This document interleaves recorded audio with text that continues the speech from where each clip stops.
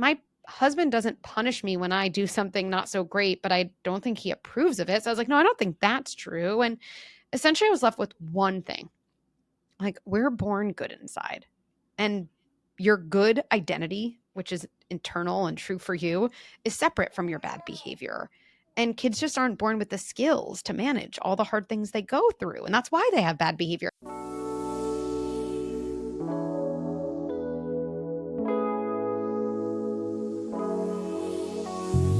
Dr. Becky Kennedy, happy to have you on the show. We're so excited. Thank you for joining us. Oh my goodness. Thank you so much for having me. I'm so excited to be here.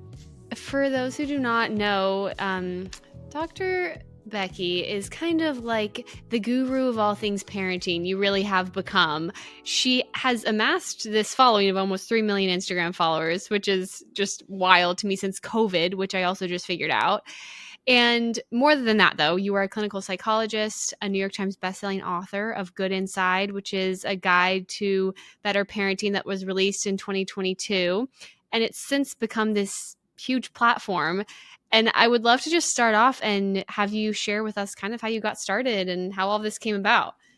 Yeah, well, thank you. In so many ways, people look at like what I'm doing now who knew me from years ago and say, oh my goodness, like everything about your career has changed. And it's so interesting. And maybe this is in line with something else we'll talk about.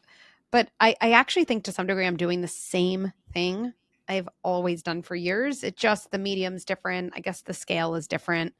But you know, back, I don't know, a decade ago, it was when I was seeing adults in my private practice. I was seeing teens.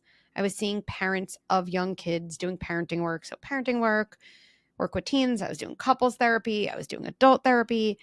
And something just really struck me because I'd have different of those sessions at different times. And I kept thinking, oh my goodness, everything I do in adult therapy and couples therapy, and even to some degree with my teens, is at complete odds with everything I'm telling parents to do with young kids. Like, why is that? That shouldn't be that way. And obviously what a 2-year-old needs is different than what a 42-year-old needs. But I also think sometimes we need the same things. Yeah. And I was teaching parents to do what was taught to me in the specific school I went to. And it was all about how kids need timeouts and punishments. And if you don't punish bad behavior, kids are going to think you approve of bad behavior. And you could give sticker charts to get better behavior. And I just pictured an adult coming into therapy and saying, I don't know, let's say they're like, I really told you I was going to do this thing this week. I didn't, Dr. Becky. And I can't imagine saying, okay, well, no TV for you this week. And come, or, well, if you do it, Yeah. I'll give you a star. Like, I just was like, I would never do that. And so I kind of took this very first principles approach where I said, okay, let me strip back all the assumptions on what I've learned around how we're supposed to raise our kids. And if you don't punish bad behavior, you're kind of reinforcing it. Like, we all accept that as true, but is that true? Like, my husband doesn't punish me when I do something not so great, but I don't think he approves of it. So I was like, no, I don't think that's true. And essentially I was left with one thing. Like, we're born good inside. And your good identity, which is internal and true for you, is separate from your bad behavior. And kids just aren't born with the skills to manage all the hard things they go through. And that's why they have bad behavior. And you can see even the way I'm talking now, probably it just opened up this door of thought. And that's when I started playing around with new ideas in my practice, saw so much success. I started running parenting groups and I started writing things and sharing presentations. And then honestly, just one day I said, I don't know. I have so many thoughts. I think I'll put them on social media. Like, that's what the young, cool kids are doing. My sister helped me set up an Instagram account. She explained to me what an Instagram story was. And then 2 weeks later, New York City shut down for COVID. I put up a post about how our kids will remember more about how their family homes felt during this period than anything about the virus itself, and how to wire kids for resilience. And let's just say things took off from there. Today's episode is sponsored by Just Ingredients. Just Ingredients is a company that practices what they preach by offering a variety of nourishing health and wellness products, all made without any artificial additives or any added sugars, just real ingredients. I started following Just Ingredients' founder, Carolyn, on Instagram a couple of years ago because I was so inspired by her journey of how she cured her mental health by changing the way that she ate and the products that she used. And since then, I've tried a lot of their products and have loved every single one. Right now, I have their protein powder and their pre workout stocked in my pantry, and I have each of them every day and love them. They have one sale a year and never offer discount codes, but they've made an exception for all of our lucky listeners. So if you are listening, you can use code QBC for 15% off of your order at justingredients.us. Again, that's code QBC for 15% off your order at justingredients.us. Thank you so much again to Just Ingredients for sponsoring. And so, what was the timetable of you developing this new way of thinking as you're dealing with clients and then having your own kids as well?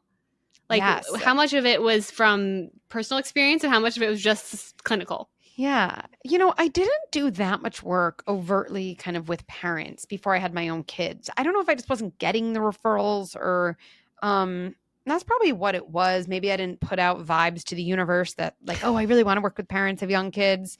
Um I had my first and I feel like when he was probably around 2, I started doing a lot of parent work in my practice. Um, and what's really interesting is during that time, I remember people saying, like, Dr. Becky, I swear I'm doing the thing you told me to do, but my kid is not having it. It is making his behavior worse, not better. And in the back of my head, since I had my own kid and sample size of one child, I thought, I knew what I was doing for all kids on some level. Turns out I was wrong. I would think, like, oh, like you're probably not doing it right. Like I'd probably have this really judgmental thought. And then to their face, I'd say something nice, like, oh, let's try something else. And then I had my second kid. And I feel like I've learned more from all my kids, but I learned such compelling lessons from my second kid that I really feel like for me, I might not have been able to learn if I didn't live through it and experience it, where I was saying to my friends, I am doing the same things with her as I did with my older one. And she is not responding well to me. And she is doing it wrong, and basically I knew, oh my goodness, she's a different kid. And Yeah. that led me to rethink everything. Okay, well, what type of kid she is and what is really going on and what's underneath these explosive behaviors. And she really is having meltdowns more often, more intensely, for longer than other kids. And I really am doing the same things as I did with my son. And it's totally backfiring. And that led me down this kind of path of deeply feeling kids, which has become such a big kind of special project within the special project that is Good Inside. But without a doubt. And then my third kid, forget it. I mean, oh my goodness. I learned so much from all my kids. They're all so different. And without a doubt, that has deeply shaped, my work at Good Inside. I mean, if I've learned anything from my 9 weeks of parenthood right now, it's that there are certain things that you just don't understand until you have your own kids. And I'm sure though that happens like with each kid as well. Like there's certain things you, like you were saying, you understood with the second and third, you never understood with the first. Oh my goodness. Yes. I mean, I think our kids are so different from each other. And I often think, I think in terms of parts for humans, right? We all have these multiple parts of ourselves, right? And that's healthy, that's normal. Um, but each of our kids, I think, needs a different lead part, right? And Yeah. that's why I think parenting kids is so hard. Different kids need different things from you. And honestly, some of those almost parts are more comfortable for us than they are for others. So parenting some of our kids, it's not like we love them more or less, but parenting certain of our kids based on the type of kid they are is just easier or harder for Yeah. us based on the relative familiarity in the parental role that's required. Yeah. And it's interesting how we automatically though turn to, oh, that's a kid problem and not, oh, it's just like a both of us problem maybe. Like we both just aren't as compatible as a certain characteristic that was in another kid. I think that's right. And I love what you just did, where so often I think we have binary fault assumptions. Oh, so it's my kid's fault. And you'd be like, it's not your kid's fault. Say, oh, so it's my fault. Whoa, it's not your fault either. Like, Yeah. I feel like those can't be the only two options. And Yeah. what's often true in any relationship, whether it's with a kid, in a partnership, at work, is sometimes we get drawn into these very unhelpful dances on the dance floor, and they're ugly and they're explosive and nobody wins, but you keep finding this person and like doing this dance. And the truth is, both people must have a magnet that kind of comes together. But the issue is not each person. The issue is this dance. Like the issue is the dynamic. And when you see it Hmm. that way, for me, I always tell parents, what's going on with your kid? It is not your fault. I would also say it's not their fault. I would also say, telling me what you've told me about your family, you're the only adult because your kid is 3 or even your kid is 13. And so I like you and I believe in you. I'm just going to bet on you as like the better person to change the dynamic rather than like betting on your 3-year-old, right? And I think that's where we can move from fault to real empowerment. Yeah, I love that reframe. I know this is probably going to be the most difficult question for you, especially, and it's the question of the show. But what do you feel? And I think this can be a two-parter because you're all obviously you have an expertise in parenting, but you're also a human being with your own story. So, what is the best piece of advice you've ever gotten in general, maybe? And then you can share your best piece of parenting advice as well. I can say to you the advice that I use most often and is just loudest. It's maybe for that reason, it's also the best. I remember my second grade teacher, Miss Edson, who I have a feeling is no longer alive based on her age when I was in second grade. I remember her telling the class, if something feels too hard, that just means the first step isn't small enough. And Hmm. I feel like she was a proponent of growth mindset before Carol Dweck wrote Mindset, because I remember her breaking it down for us. Like if we were doing writing, like, and I always think about this now, like, oh, I can't write a whole, story. Okay. That means the first step isn't small enough. I guess I'll write a paragraph. I can write a paragraph. Okay. No big deal. It's not small enough. I can write a sentence. Okay. A word. Oh, I could write one word. Okay. Now I just wrote one word. And I think about this all the time. I mean, I think about it definitely with my kids. I think it's great guidance, for kids around building frustration tolerance, which to me is the most important skill we teach our kids.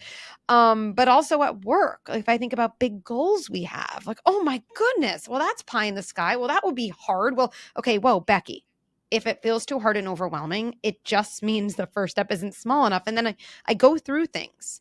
And I think when you go through things and you feel overwhelmed, you tend to tell yourself, like, oh, I'm not ambitious or I'm not capable. But if the only thing you tell yourself is, oh, I'm still overwhelmed, what a great signal that the first step isn't small enough. And then you Yeah. keep going and then you have one step.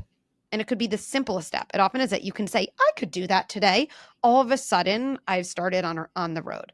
Oh, I love that. I was just thinking as you were saying that. I think there's a quote that says this, but I don't remember who said it, so I'm just going to say it with an knowledge that this is not my own idea. But it's almost like, okay, I can't get through the day. Well, can you get through the next hour? No, can't do that. Well, can you get through the next 30 minutes? Okay, then maybe we start with just getting through a minute, and we Yes. take it a minute at a time. And like, it's just funny though that we feel like we can't do that as adults. Like, well, that's never going to work. And I mean, after 60 minutes, you've gotten through the hour, It's Seriously, just a it's concept though that's hard for us to grasp a lot of times. Maybe it doesn't feel very efficient. I agree with that approach. And I guess my framework for it is I firmly believe in people's inherent capability. That doesn't mean we don't need help. That doesn't mean support. I often say two things are true. I believe in people's capability and I believe we need support. And if I see someone or I see myself as inherently capable, then I read my overwhelm not as a sign that I'm fragile or incapable. I read it as a sign that the environment isn't quite right now for me to access my capabilities. So I think, okay, well, Hmm. where do I feel capable?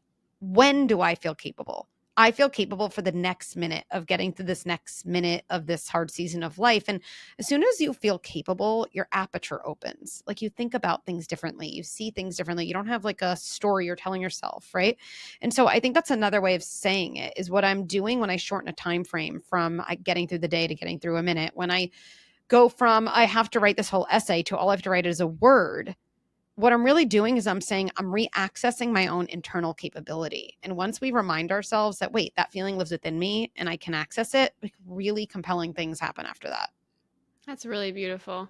Have there been particular times in your life where you've drawn on this advice the most, or where like you really have felt like you've just been taking baby steps to get to your larger goal?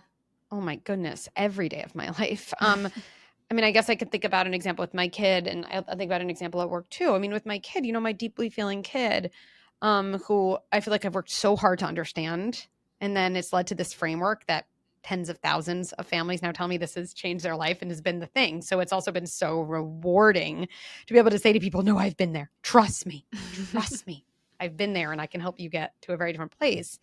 Deeply feeling kids have very, very animalistic, intense escalations.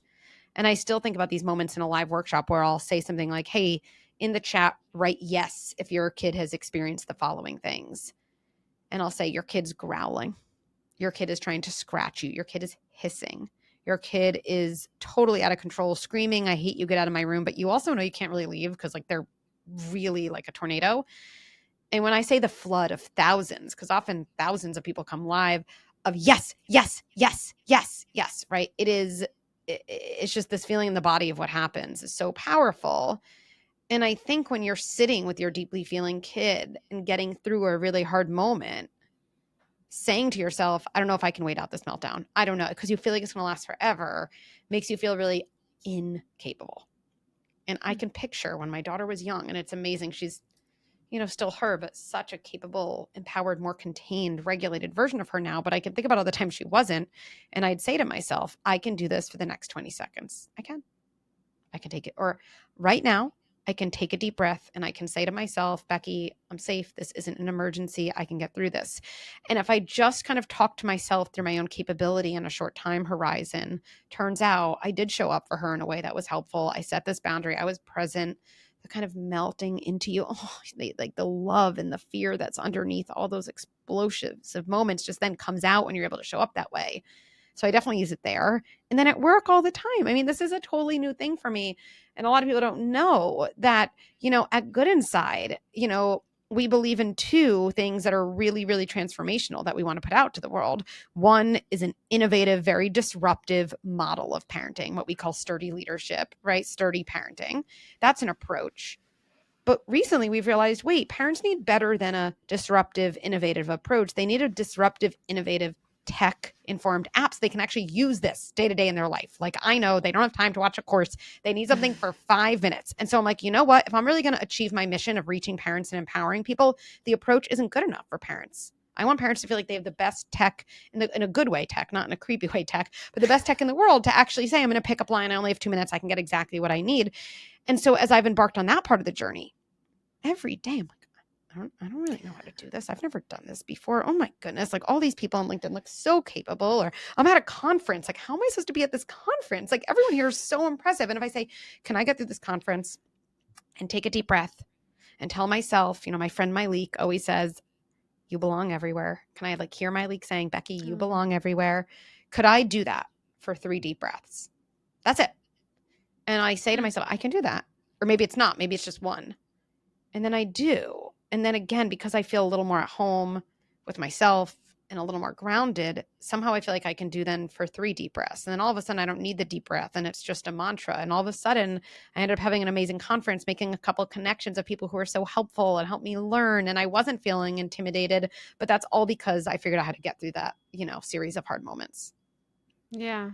I absolutely love that. I think that can be extremely helpful advice for a lot of people at truly every phase of your life because like you said, I think every day we just encounter, maybe that's life itself, is encountering hundreds of different situations where we feel incapable and we prove to ourselves that we are. Yes, I love that. It's beautiful.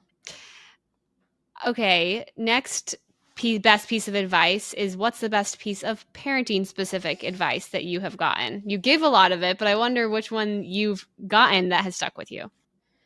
I think a couple different things come to mind. Um, but I remember a friend when I was struggling with my first, and um, I was really struggling with breastfeeding, and I went into the whole spiral that so many new parents do, where I think, and I thought about it a lot since, where I think we equate our worth as a parent with our ability to feed our child in the way we want it to, because there's not that many other measures of interaction with our kid. It's like, are they sleeping and are they I feel eating? And that. Yeah. so it's like, well, I guess if I can't do this well, it feels like I can't do anything well. And I just remember an older, wiser friend saying to me, you know, this one moment, this decision, doesn't define your motherhood journey. And I feel like I think about that a lot in any moment, you know? And it's like, oh, I yelled at my kids today. I was like kind of distracted. And it's so interesting. It probably relates to one of the pieces of advice that I give all the time, you know, probably inspired that, which is there's no such thing as a perfect parent. And, you know, good parents aren't perfect. Good parents repair. And so I think any one moment doesn't define you. If you have a moment that you feel really guilty about, where you say, I really didn't show up in the way that I wanted, remind yourself it doesn't define you. And then I always tell parents, you actually have the most amazing opportunity because repair, which is the act of going back to your kid and essentially apologizing, telling the story of what happened on your side, taking responsibility, you know, maybe saying what you would do differently. It's really the most impactful. It's the most impactful intervention we have as a parent. And what I like to remind parents is you want to do the most impactful interventions. Like I hope in your head you're like, oh, most impactful intervention, sign me up. But if you want to be signed up for repair, you have to mess up. Like you literally can't repair if you don't Hmm. mess up. So after that imperfect moment, remind yourself it doesn't define you. And I always do it, kind of celebrate. I'm like, oh, look at this.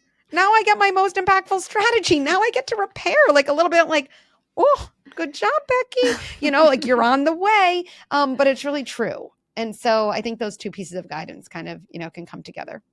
That's really beautiful. I feel like I'm a highly anxious person, and I think the hardest part about parenthood for me and telling myself, I feel like my husband could say it a million times, like, that doesn't define you, or like, you say it, and I'm like, yeah, that's true. Like, how I'm behaving right now, like, one decision doesn't define me. But then I kind of spiral into this, like, well, like, this is like the most important thing in life. Like, if I mess up on this, like, this is not like it's valid for me to be anxious about this and to obsess and dig myself into like a deep dark hole because this is all that matters. So, and that's like the you say that and then that's what I tell myself.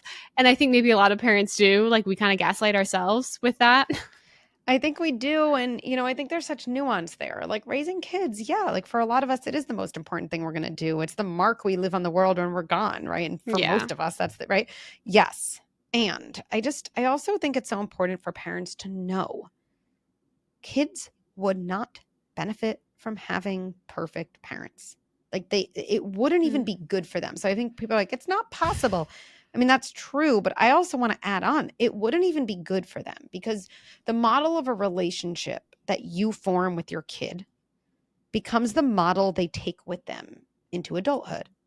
And it's Mm. also the model they seek out in adulthood because it's what's comfortable to them and what's familiar. And so when I picture my son or my daughter and they're, I don't know, making this up, but let's say it's their 20s, saying, who out there is perfectly attuned to my every need?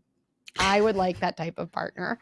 And then anytime someone messes up a little, their body basically goes, oh, nope, this is not what I'm used to. Hmm. I don't think anyone would say, yes, that would set up my kid for success. Now, the opposite isn't true either. I don't want my kid saying, who out there says they love me, but also terrifies me? Because that's not Yeah. a model we'd want for our kids. But there's a lot Yeah. in between. Who out there tries hard to attend to my needs? There's times when they miss. There's also times, by the way, that they're prioritizing their own needs over mine because, hello, that is actually part of a healthy relationship too. And who out Yeah. there, when they make an obvious mistake and when they get triggered, can I expect will come to me and take responsibility and repair? And now I feel like I'm actually setting my kid up for a very healthy relationship over the course of their adulthood. And so I guess I'd say to you and all parents, like, I'd really like take that in. And yes, this is an important job, but when you actually think about the impact later on, it's even more of a reason why, you know, an amount of imperfect parenting with repair is far superior to perfect parenting.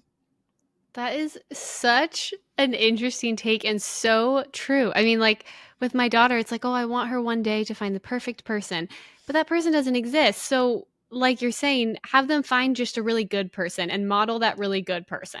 Yes. And I think the idea to me also that parents and I think mothers need to hear this too. Like, I think a big part of the good inside approach is motherhood shouldn't be martyrdom. Like again, first of all, I don't want Yeah. my daughter to carry that, you know, the weight of Yeah. that. But also, you know, I also don't want my child to go into adulthood thinking healthy relationships are one in which one of the partners falls on the sword every time for the other. I don't think Yeah. they'd want to be on either side of that equation. And there are moments, of course, where we don't meet our needs to take care of our kids. There's also moments when we say to our kids, I know you're upset. You wish it was me putting you down to sleep instead of, whoever else they don't prefer, but they're safe with. And I get Yeah. that. And mom's going out to dinner with her friends because, sweetie, that's still something important to me. And you don't have to approve. I know you're going to get through this. And I love you. And I'll see you in the morning. Like that is such a key aspect of what I call sturdy parenting, and also important for your kid to see you model. Absolutely. That's really beautiful.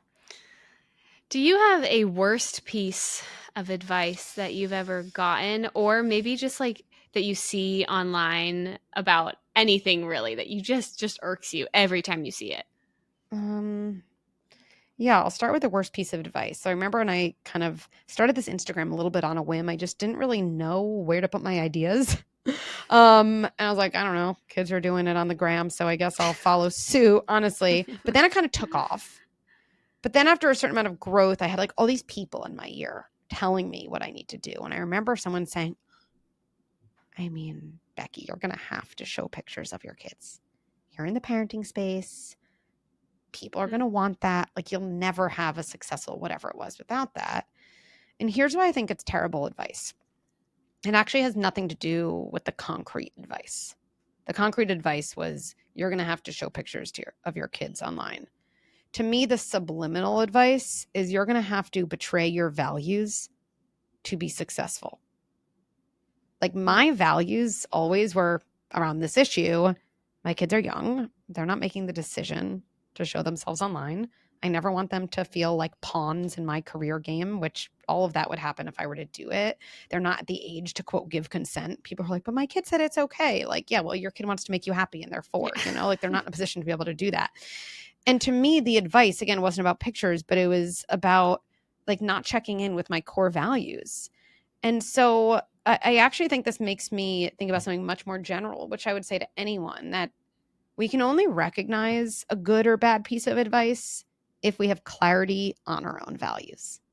Hmm. And I think it's where advice, sometimes people look back on and say that was bad advice, but we probably couldn't recognize if it was good or bad because we didn't check in with ourselves around like, well, what do I value? What are my principles? What do I care about? What is actually the thing internally that's driving me to do certain things? It's so important to have clarity on that. And to then, if we want it, seek out advice from there because we can filter it through a value system. And sometimes we shift, oh, well, actually, that makes sense. Wait, then let me question these values. But it also allows us to say, wait, like I have such clarity on this value, and this is not a time to question that. Wouldn't make sense for me ever. And so I guess that's what comes to mind. Yeah. I love that. I even feel like that can be extrapolated to like criticism. And when you receive criticism, and you can kind of check in with yourself and be like, is this person saying that I'm behaving contradictory to my values? Or am I behaving in line with my values? And they're still criticizing me, and there's really not much I can do about that. I think that's right. And I think we see this a It lot kind with of frees you. boundary setting. Yeah, if this is like a new thing and I mean, I'm making this up, but this person in my extended family says I'm so selfish and they don't let me to pop over and see them and their new baby. And you're thinking, Yeah. oh, I'm selfish. And then you're like, whoa, whoa, wait. And I think about porousness a lot. Like, how porous are we to the things in our environment Interesting. and how much do Yeah. we immediately take them in? Or I think what's healthy is to hold them outside you long enough to like kind of understand your own filter of like, oh, Yeah. well, I did tell myself when I became a new mom that I want to be really mindful of my time and I want some Yeah. amount of visitors, but having a plan matters. Okay. So this is actually in line with everything I planned for myself, right? And then I'm going Yeah. to choose to keep those words outside myself, versus, reflect on it because it resonates more. Yeah. Yeah, that's so true. It's just so interesting how like you never take a step like time to step back. I mean, you've probably gotten this. I've even gotten this with an inspirational quote account, but like people, just random people say mean things all the time, and you automatically take it to heart. You don't stop and pause and think that's actually like not that's not reality just because it's said out loud. I mean, I love that idea. Obviously, just because I hear something doesn't mean it's true. I also think it's helpful to Yeah. sometimes say, Just because I think something doesn't mean it's true. That's not a way of True. discounting ourselves, but even it allows us to look at our thoughts and say, oh, is that useful? Like, where does that come from? Like, is there a Yeah. different way to frame that thought that's more useful? Right. And so absolutely having some degree of healthy skepticism toward other people's words, toward our own thoughts is really helpful. Next question, and Okay. you might not have one, but okay. So I'm a quote account. I love quotes. You're clearly a deep thinker. So I just would love to know: do you have a favorite quote, or like something that you like always go back to? I do. Oh, I love it. I Let's hear do. it.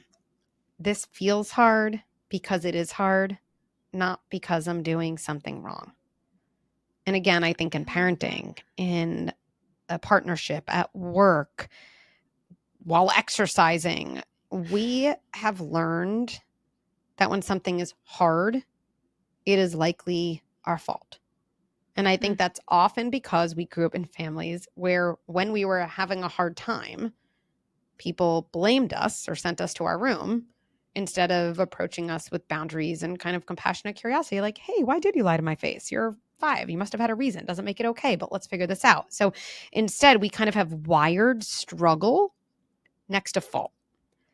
Hmm. And so in adulthood, um, it makes sense that those two things were wired together when we look back, but it generally isn't useful. And I would even say it's not even true. So the early days of parenting, like, oh, my baby's crying, or I don't feel as attached as I want. Like, if we can say, wait, this feels hard because it is hard, not because I'm doing something wrong. My kid, I don't know, is older and is struggling to read, and my friends are talking about how their kids love reading, and I'm thinking I'm the only kid who's, whatever. And I say, wait, this feels hard because it is hard, not because I'm doing something wrong. Same thing at work. I'm saying, oh, I don't know how to make progress here. Wait, this feels hard because it is hard, not because I'm doing something wrong. It removes the shame and blame. And then you're just left with the thing that's hard. And as humans, we're pretty good at problem solving through hard things when we haven't layered shame and blame on top of it. And so to me, that Hmm. mantra can kind of remove the barriers we have to accessing our natural capability and problem solving skills. I absolutely love that. Oh, that was so beautiful. Okay. Next is the piece of advice that you would give, which you've got a lot of good stuff to say. So this could probably be a whole new episode. But like, if you were to talk to a new parent, maybe an established parent who's just having a rough time, if you were to give them one piece of advice to help them through that you think could just maybe alleviate some Yeah. stress as quickly as possible, Yeah. what I would mean, it be? this is like to me my why of getting out of bed. And this is why I recently, we really hired this big team for this big lofty goal. It comes back to, I would say to a parent, parenting is the hardest and most important job in the world. And it's also a job that we're given no training or resources for. And then when we struggle, we tend to tell ourselves it's our fault. And this would be like a surgeon friend telling you that surgery is really hard. And then you learn they never went to medical school or residency or had a mentor. And I think what you'd say is, yeah, you're not a bad surgeon. Just feels like you were never set up for success. And when I think big picture about all of the people who put their brain and their energy and their money and their investment into making parts of our lives easier. Like, you want to learn a language? Great. Duolingo, which is amazing, like the most amazing app, and we can make that fun and easy. And you want to have a running group with friends in any city? You have Strava. I mean, you have Noom. You have banking apps, so you can just deposit a check from your couch. I mean, we have so many things, and so many minds have said this problem is worth solving. And so we're going to innovate. And I really mean this. This is like one of my big missions at Good Inside is to finally say parents should not be left behind. What is a more deserving group of people than parents to say parents deserve an approach and, importantly, a tool. It will never make parenting easy, but boy, can it make parenting easier. And so what I would say to parents is maybe to join me. And I feel angry about it. big picture from a society perspective that parents aren't told. When you think about all the different things you could give your kid or invest in, like investing in parenting resources is so important. The way doctors invest Yeah. in resources for med school, or athletes get sports psychologists, or CEOs get executive coaches. And I think the idea for parents, like, I deserve resources and support, and I'm going to say it better than a random post on Instagram or an SEO optimized article. Like, I care about this job. I love my kids. I care about my own mental health, and I deserve better. And that doesn't mean, seeking support in my mind is never a sign of weakness. It's a sign of strength. And that's what I'd want parents to know. I love that. I feel like that's the same vein of, I mean, and there is truth to this, but I, especially becoming a new parent, I feel like all I hear is like, well, it's like trial by fire. Like you really can't prepare. It's kind of just like you jump in and you figure it out, which I think is true in a lot of ways because of the fact that, like, things are just different when you have a kid and you learn some things just by doing them. But it is kind of funny that we don't say, like, you can prepare, like, there are resources. Like, you should look into resources to helping you through these times.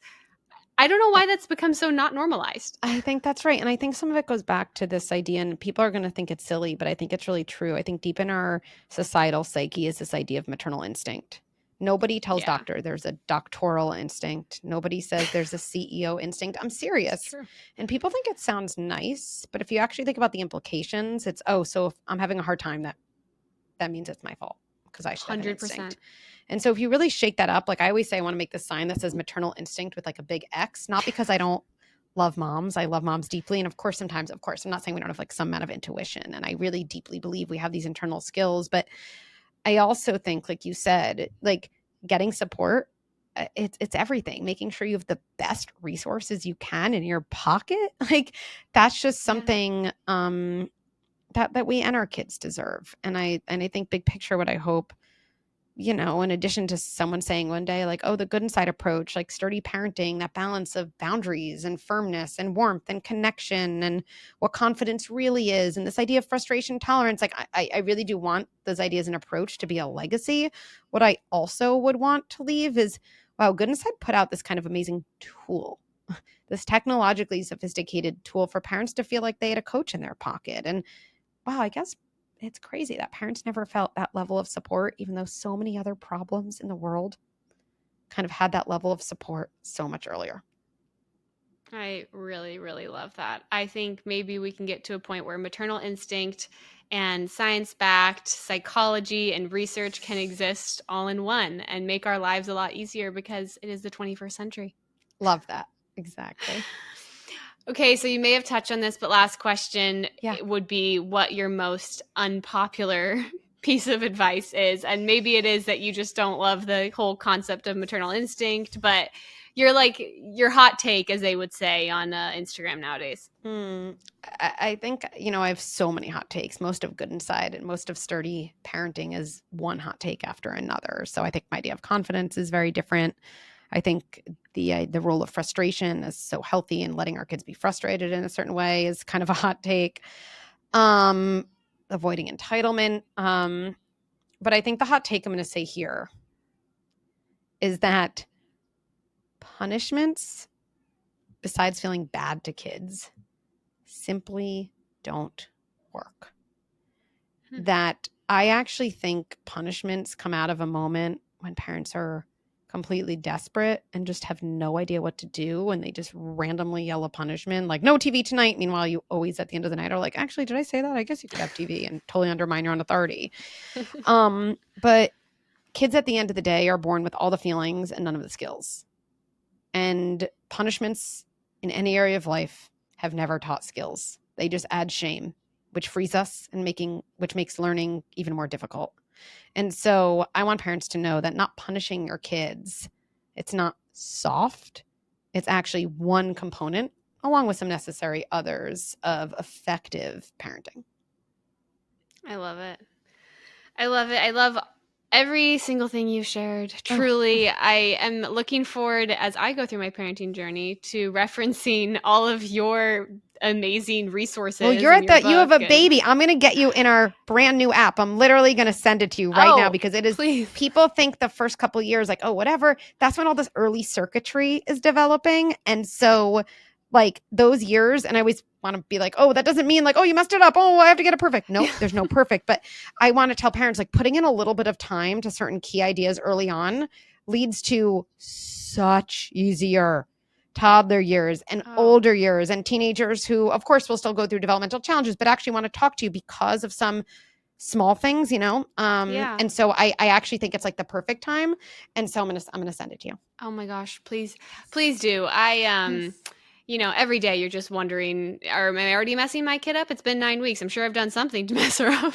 Well, guess what, we also have, I'm gonna say it, like an AI chatbot that's been trained in all my content, it even sounds like me, so you could basically be like, I'm like, how do I get on speed dial for Oh more my people, so you could be gosh. like, oh, I'm worried about this, and like the message you're gonna get beyond having facts that are helpful, you're gonna be like, oh my god, I feel like someone just whispered the nicest, most grounded things in my ear, and now I can move on with my day Oh. because I feel better. Okay. Well, I think the universe needed me to do this interview exactly Oh, at this time. Let's I'm just say so that. glad. But I'm very excited about that personally, and as well as to everyone listening. Where can people go then to continue to follow along with you if they're parents, if they want the resources you have, if they want to keep up with Yeah. Good Inside? Give us all the websites and I mean, handles and products. goodinside.com is probably the best place to go. Good, Good, inside, INSIDE. I just want I to show love off it. my spelling skills. Goodinside.com, because from there, first of all, if you don't already, like we just have a great email I send out every Thursday. You can hear me. Like I have a million thoughts that are just like Instagram's not the right format. It's totally free. And I feel really compelled to like make sure people have these resources. So it's like a script of the day or a thought on confidence or a different way of seeing something that you can just get for free on goodinside.com. My podcast is also called Good Inside. I'm not very creative with naming. So if you look up Good Inside most places, you'll find my book, It's a you'll great find my name. You website. should And expand then upon it. exactly. And then our app. I mean, our app is brand new. And again, it brings the Good Inside approach to life for the parent who truly only has a few moments when they're brewing coffee, when they're scrolling in bed at night, which by the way, everyone says don't scroll in bed at night, but if what you're doing is actually helpful and makes you calm instead of agitated, that's actually totally fine. And that's what our app was built for. So, and that's also on goodinside.com. It's all there. Perfect. Okay, everyone go follow along. If you're not a parent now, for most or a lot of people, that will be a reality, and it's never too early to prep. So, No, I recently had a member of in our app approach me at a restaurant. I think she was a little inebriated. She was like with her like college friends. But my friends thought I was cool because they were like, she was like, Dr. Becky. And she's like, I'm a member and I'm in your new app. And I was like, and her friends were like, who is this? And she goes, well, she's a child psychologist. And her friends are like, well, why are you in a membership? Isn't it about parenting? And she looks at her friends. I'm not joking. And she goes, it is never too early to reparent yourself. That's what she said. She's like, I use all of it for my own growth. And I was like, you go, girl, you tell them. So that is evidently, beautiful. yeah, it was so beautiful. And she got like dead sober in that moment. I was like, wow, like she meant business. So there's that too. And honestly, completely valid because any advice that we could give to our kids, we could also give to ourselves. 100%. That would be another thing I say about parenting. I'll be done. It's more of a journey of self-discovery than it is of anything else becoming a Amen to parent, that. for sure. That's beautiful. Oh, Mhm. okay. So anyone, parents, non-parents, people trying to heal childhood trauma, go follow along with Dr. Becky. This has been such a fun interview. Thank you again so much for joining us. I really cannot say thank you enough. Like I said, I think this came to me especially at the perfect time. I completely agree. Thanks so much. Talk soon. Eh, Thank you. And to everyone listening and watching, thank you so much for tuning in to The Shift, and we will see you next time.